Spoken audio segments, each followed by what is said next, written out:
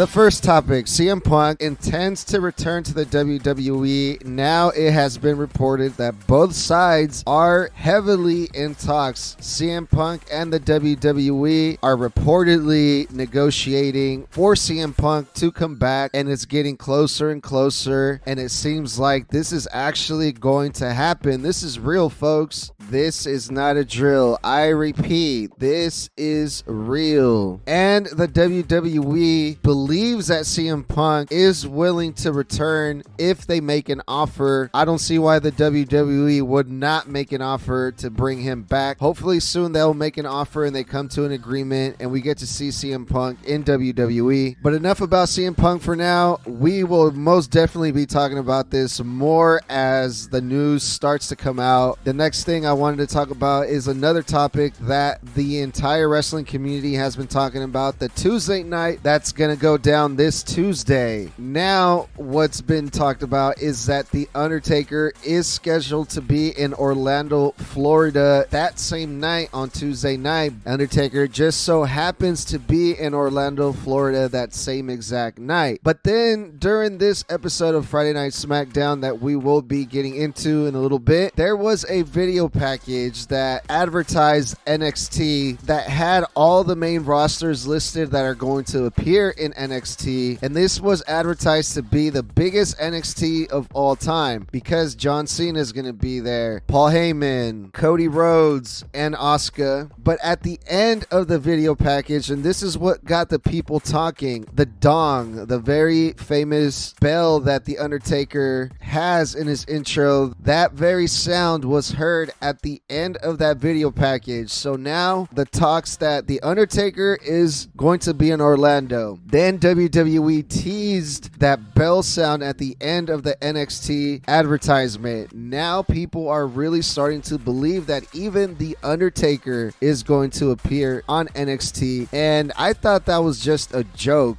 But it looks like WWE is going for the overkill here because, I mean, you're already going to put John Cena and Cody Rhodes and Paul Heyman and Asuka. A lot of people do love Asuka a whole lot on that show on the same night. That's already doing way too much. But if you really add the Undertaker to that NXT show, that's just like the biggest dick move in the entire wrestling world. And especially because next week on Friday Night Smackdown, Roman Reigns is coming back. And not only that, it was also announced that Triple H is going to be making an appearance at Friday Night Smackdown next week, as well as Roman Reigns. So WWE is pulling all the stops here. They're coming in guns blazing with all their stars, not just in NXT, but on Friday Night Smackdown as well. Things are not looking too good for AEW, especially after seeing the card that they're presenting on their Tuesday night show. It wasn't very impressive, to say the least. I mean, Swerve Strickland versus Danielson, Jay White versus Hangman, Adam Copeland versus Luchasaurus, Rey Fenix versus Jon Moxley, Powerhouse Hobbs versus Chris Jericho, and Saraya versus Hikaru Shida. This is the card that AEW is going to present on Tuesday night versus NXT. No MJF,